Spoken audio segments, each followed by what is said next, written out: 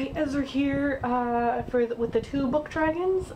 Today what I'm going to do is my TBR as well as my April wrap-up.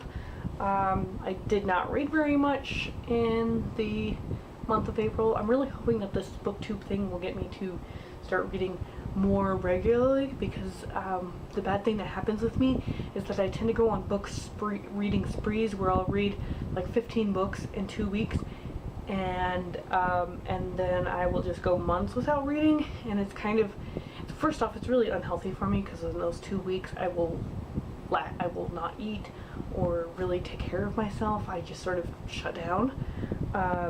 So I really want to try to develop a more healthy reading habit, and of course just read more consistently with booktube.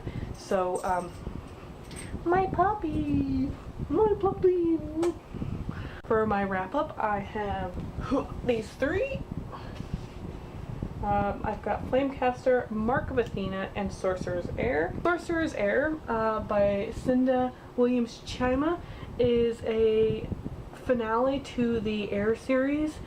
It was pretty good for a finale, although I am going to miss this whole world that she put them all in quite a bit. Her writing is just amazing and beautiful, and I highly recommend the Heir series for anybody who hasn't read it. Warrior Heir is the first one in the series. So the next one was Mark of Athena. Mark of Athena, I'm just trying to catch up on Riordan's books. He keeps coming out with new ones, and I feel like I'm falling behind drastically. And I really enjoyed this book. I did listen to it on audiobook.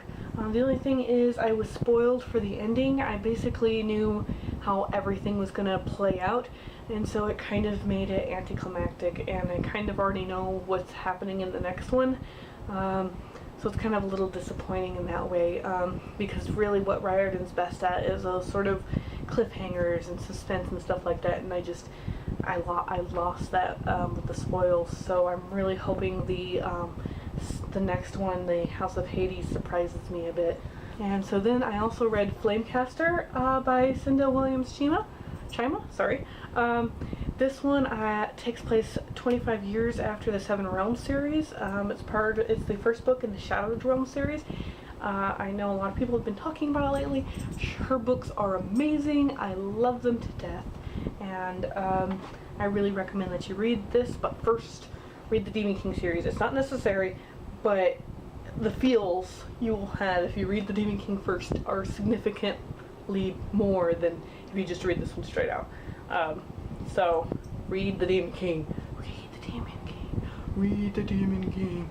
Read the Demon King. Okay, so next of all, I do have an ambitious TBR for May. I don't know how much of this is going to happen. The first book on my TBR, and the first book that's been on my TBR since January, is Words of Radiance. I'm about 300 pages in it.